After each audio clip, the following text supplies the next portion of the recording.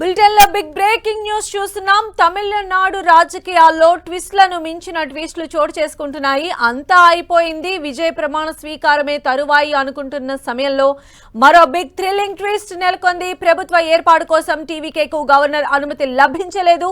ప్రభుత్వం ఏర్పాటు చేయాలంటే 118 మంది ఎమ్మెల్యేల మద్దతు అవసరం కాగా 116 మంది ఎమ్మెల్యేల మద్దతు లేఖలే గవర్నర్కు అందాయని లోక్భవన్ వర్గాలు చెబుతున్నాయి.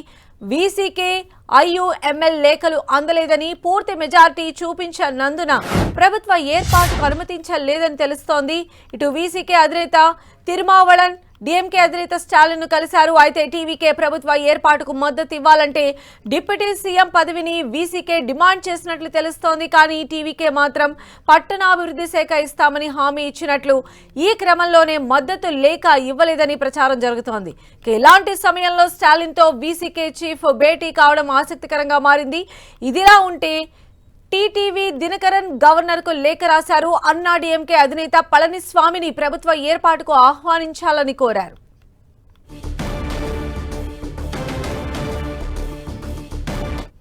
AIDMK, I have submitted this letter in support of Mr. Edappadi Palaniswamy to form the government. This letter, see, even Kamaraj, our MLA, also has signed in it. He signed it and sent it through my secretary just now. And when I saw in the TV, I got shocked because there was some other letter, maybe a forgery letter, or maybe it may be a horse trading. And I called him. I was not able to reach him also. Your MLA? Yes, MLA, my MLA. This is my signature. I am General Secretary, AMMK, and he is our MLA. I have given the support to Mr. Palaniswamy. For that, he is staying there along with other friends. So he signed the letter around 6:30 and sent it here. While when I saw on the TV that he has supported, our party has supported Vijay, I got shocked. So I got appointment with the governor, and I have submitted the letter to the honorable governor, and I told him to investigate. And I feel it is forgery or it is horse trading. Are you suspecting horse trading, that Yes. your MLA has gone rogue and supported TVK? No, it's horse trading mostly. Or the letter should be forgery. So it should be investigated. Tamil Nadu politics లో ట్విస్ట్ల మీద ట్విస్టులు చోటు చేసుకుంటున్నాయి. ఇంకా మొత్తం line clear అయిపోయింది. రేపు morning 11 o'clockకి TVK అధినేత విజయ్ సీఎంగా ప్రమాణ స్వీకారం చేస్తారు అనుకున్న టైంలో బిగ్ ట్విస్ట్ నెలకొని ఉంది. కేవలం 116 మంది మాత్రమే ఉన్నారు. ఇంకా ఇద్దరి మద్దతు కావాల్సి ఉన్నది. వారికి సంబంధించినటువంటి క్లారిటీ రాలేదని చెప్పి లోక్ భవన్ వర్గాలు చెప్తూ ఉన్నాయి. ఇక రేపు విజయ్కి సంబంధించి ప్రమాణ స్వీకారం ఉంటుందా లేదా అనేటువంటి సందిగ్ధత కూడా నెలకొన్నటువంటి పరిస్థితి అయితే తమిళ పాలిటిక్స్ లో కనిపిస్తోంది. మరిన్ని అప్డేట్స్ కూడా తెలుసుకుందాం. మా ప్రతినిధి మురళి మనకు ఫోన్ లో అందుబాటులో ఉన్నారు. మురళి, సంజయ్, మీరు అన్నట్లుగా సీఎం గా విజయ్ ప్రమాణ స్వీకారం, రేపటి ప్రమాణ స్వీకారం ఒక్కసారిగా సందిగ్ధంలో పడింది. సర్ప్రైజ్ గా లోక్ భవన్ నుంచి ఇప్పటి వరకు కూడా విజయ్ ప్రమాణ స్వీకారానికి అనుమతి లభించలేదు. ఇప్పటి వరకు కూడా అఫీషియల్ గా విజయ్ ను స్వేరింగ్ సెరమనీకి గవర్నర్ ఆహ్వానించలేదని తెలుస్తోంది.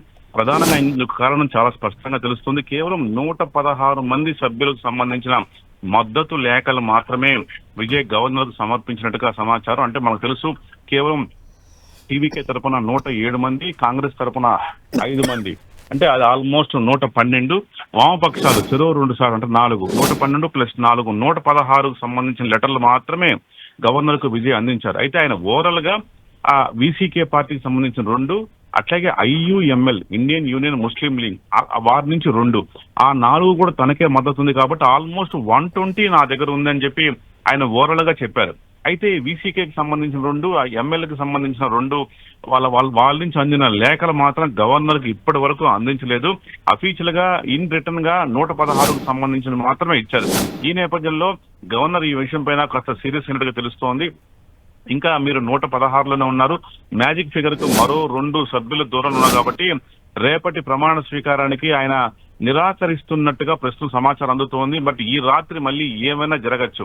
అయితే ఏదేమైనా సరే వీసీకే ప్రధానంగా వీసీకే పార్టీ అధ్యక్షుడు తిరుమావలవన్ మాత్రం ఈ విషయంలో కొంత సందిగ్ధంలో పడిపోయారు. అంటే విజయ్ పార్టీకి మద్దతు ఇచ్చే విషయంలో ఆయన కొన్ని షరతులు పెడుతున్నట్టుగా ప్రచారం జరుగుతోంది. అందులో ప్రధానంగా ఒకటి, డిప్యూటీ సీఎం పోస్ట్ కావాలని వీసీకే అధ్యక్షుడు పేచీ పెడుతున్నట్టుగా తెలుస్తోంది. ఒకటి డిప్యూటీ సీఎం పోస్టు, లేదా తిరుచి నుంచి తాను పోటీ చేస్తున్నట్టుగా, అంటే తిరుమావలవన్నే తిరుచి సీటు ఏదైతే విజయ్ రాజీనామా చేయడంతో ఖాళీగా ఏర్పడబోతున్న తిరుచి సీట్ నుంచి పోటీకి అవకాశం కల్పించాలని అడుగుతున్నట్టు తెలుస్తుంది. అయితే టీవీకే నుంచి మాత్రం డిప్యూటీ సీఎం పోస్ట్ అయితే ఇవ్వలేము, కేవలం పట్టణాభివృద్ధి లాంటి కీలకమైన క్యాబినెట్ పోస్ట్ ని ఇస్తాము, ఆ శాఖను ఇస్తామని చెప్పి తిరుమావలవన్కు వాళ్ళు రిక్వెస్ట్ చేస్తున్నారు. ఈ నేపథ్యంలోనే ఈ వ్యవహారం తెగకుండానే వీసీకే నుంచి విజయ్ పార్టీకి ఇప్పటి వరకు అఫీషియల్ గా మద్దతు లేక రావట్లేదు. వాళ్ళు ఇవ్వట్లేదు కాబట్టి ఆయన గవర్నర్ కూడా ఇవ్వట్లేదు. ఏదేమైనా సరే ఇవన్నీ తీసుకొని విజయ్ గవర్నర్ కలిసి ఉంటే చాలా బాగుండేది. కేవలం 116 మందికి సంబంధించిన మద్దతు లేఖలు మాత్రమే గవర్నర్ సమర్పించడంతో ముచ్చటగా మూడోసారి కూడా గవర్నర్ భేటీ విషయంలో ఒక సందిగ్ధం ఏర్పడింది. గవర్నర్ ఇప్పటి వరకు కూడా అఫీషియల్ గా విజయ్ను ఆహ్వానించిన దాఖలాలు లేవు. మరి ఈ రాత్రి ఏం జరుగుతుంది సందిగ్ధంగా మారింది. మరోవైపు రేపటి స్వీరింగ్ సెరమనీకి అయితే అన్ని ఏర్పాట్లు జరుగుతున్నాయి. నెహ్రూ ఇండోర్ స్టేడియంలో విజయ్ ప్రమాణ స్వీకారం సంబంధించి ఏర్పాట్లు అయితే చురుగ్గా సాగుతున్నాయి. కానీ మరి గవర్నర్ దీనికి అనుమతిస్తారా, ఆయన హాజరవుతారనేది ఇప్పటికి కూడా సస్పెన్స్ గానే మారింది. సుమా మురళి అయితే ఒక్కసారిగా అంటే విజయ్ చాలా కాన్ఫిడెంట్ గా గవర్నర్ దగ్గరికి వెళ్ళటం, అంటే గత 2 terms గా ఆయనకు గవర్నర్ దగ్గర నుంచి నో అనే సౌండ్ వచ్చింది. బట్ ఈసారి మాత్రం చాలా కాన్ఫిడెంట్ గా వెళ్ళారు. మొత్తం అంతా అయిపోయింది, ఇంకా రేపు మార్నింగ్ 11 o'clock ప్రమాణ స్వీకారం అన్నారు. సో ఇక్కడ ఏదైతే వీసీకే దగ్గర నుంచి ఒక స్పష్టమైన ఇది రాకుండానే విజయ్ ముందడుగు వేశారని అనుకోవచ్చా, లేదంటే విజయ్ ఇప్పుడు ఉన్నటువంటి సిచ్యువేషన్ ప్రకారం ఈ వీసీకే పార్టీ సంబంధించే ఏదైనా మైండ్ గేమ్ లాంటిది ఆడుతుంది అనుకోవాలా, ఎలా చూడాలి అసలు ఈ రాజకీయాన్ని? ఖచ్చితంగా విజయ్ అనాలోచితంగా ప్రవర్తిస్తున్నారని సూటిగా మనం చెప్పక తప్పదు. గవర్నర్ పదే నాకు 118 మంది మెంబర్లను పేపర్ మీద చూపించమని చాలా స్పష్టంగా అడుగుతున్నారు. అందుకు సంబంధించిన ఆయా పార్టీల లేఖలు కావాలని స్పష్టంగా అడుగుతున్నారు. వామపక్షాలు ఓకే చెప్పిన తర్వాత అంకె 116కు చేరుతుంది తప్ప 118కు చేరదు. అదే వీసీకే సంబంధించిన లెటర్ తీసుకొని, అట్లాగే ముస్లిం లీగ్ సంబంధించిన లెటర్ తీసుకున్న తర్వాతే గవర్నర్ను కలవడం చాలా బాగుండేది. కానీ విజయ్ మరి ఎందుకనో తెలియదు కానీ ఊరికే 116 అంకెతో కలిస్తే ఆయన అంగీకరించని తెలిసి కూడా వెళ్లి కలిశారు. తమ వద్ద లేఖ లేదని తెలిసి కూడా పోయి వెళ్లి కలిశారు. ఈ నేపథ్యంలోనే మరోసారి విజయ్ విమర్శలు ఎదుర్కొంటున్నారని చెప్పక తప్పదు. ఎందుకంటే ఇవాళ మద్దతు లేక, అంటే 118 అంకె దాటకపోతే నేను పిలవబోను, ఈ విషయంలో చాలా కరాఖండిగా ఉంటానని గవర్నర్ రాజేంద్రన్ చాలా స్పష్టంగా చెప్పినప్పటికీ విజయ్ ఆ విషయాలు పట్టించుకోకుండా కేవలం 116 మందికి సంబంధించిన మద్దతు లేఖలు మాత్రమే ఇస్తే గవర్నర్ ఎలా అంగీకరిస్తారన్న ప్రశ్న ఉత్పన్నం అవుతోంది. ఏదేమైనా ఈ రాత్రి ఇంకా ఏం జరగబోతోంది, నిజంగా వీసీకేతో ఇప్పుడు కూడా సంప్రదింపులు కొనసాగుతూనే ఉన్నాయి. ఆయన నైట్ లోపల ఏమైనా లెటర్ ఇస్తారా, ఒకవేళ లెటర్ ఇవ్వక ముందు వీసీకేతో ఎలాంటి ఒప్పందం జరుగుతుంది, ఆయన డిమాండ్స్ నెరవేర్చుకుంటారా అన్నది కూడా ఆసక్తికరంగా మారింది. ఏదేమైనా సరే ఇంత దూరం వచ్చిన తర్వాత ఇప్పుడు కూడా ప్రమాణ స్వీకారం సందిగ్ధంలో పడడం అనేది మొత్తం తమిళనాడే కాదు దేశవ్యాప్తంగా కూడా చర్చనీయాంశమైంది. మరి ఈ రాత్రి ఏం జరగబోతోంది, నిజంగా రేపు ఉదయం 11 గంటలకు విజయ్ ప్రమాణ స్వీకారం చేస్తారా లేదా అనేది అత్యంత ఒక సస్పెన్స్ గా మారింది. అంటే వీసీకే ఇప్పుడు డిఎంకే అధినేత స్టాలిన్ తో కూడా మాట్లాడడము, వారితో ఉండే ఆ వ్యూహాన్ని ఎలా అర్థం చేసుకోవచ్చు మురళి? తప్పనిసరిగా అంటే ఈ మొత్తం రిమోట్ బహుశా స్టాలిన్ చేతిలోనే ఉంది అన్న ప్రచారం నిజమనిపిస్తుంది. ఎందుకంటే వామపక్షాల విషయంలో కూడా స్టాలినే వారిని ఒప్పించారు అన్న ఒక ప్రచారం జరుగుతోంది. అట్లాగే వీసీకే కూడా తిరుమావలవన్ కూడా స్టాలిన్ చెప్పిన మాటే వింటున్నారు అన్న ప్రచారం కూడా జరుగుతోంది. ఇంత క్లిష్టమైన ఈ సమయంలో తిరుమావలవన్ నేరుగా స్టాలిన్ తో భేటీ అయ్యారంటే ఈ పరిణామాలను ఎలా అర్థం చేసుకోవాలి అంటే ఈ మొత్తం వ్యవహారాన్ని స్టాలినే వెనకుండా నడిపిస్తున్నారా, ఈ మొత్తం ఆయనే రిమోటా? మరి ఇట్లాగే ఉంటే రేపు పొద్దున విజయ్ ప్రభుత్వం కొలువు తీరిన తర్వాత ఈ ప్రభుత్వాన్ని ఎవరు నడుపుతారు అన్న చర్చ కూడా మొదలైంది ఇప్పుడిప్పుడే. ఈ నేపథ్యంలో మరి స్టాలిన్ ఎట్లా నిర్ణయం తీసుకుంటారు? ఆయనైతే ఎక్కడ కూడా విజయ్ ప్రభుత్వాన్ని ఇబ్బంది పెట్టబోనని ఇప్పటికే 2-3 సార్లు చెప్పడం జరిగింది.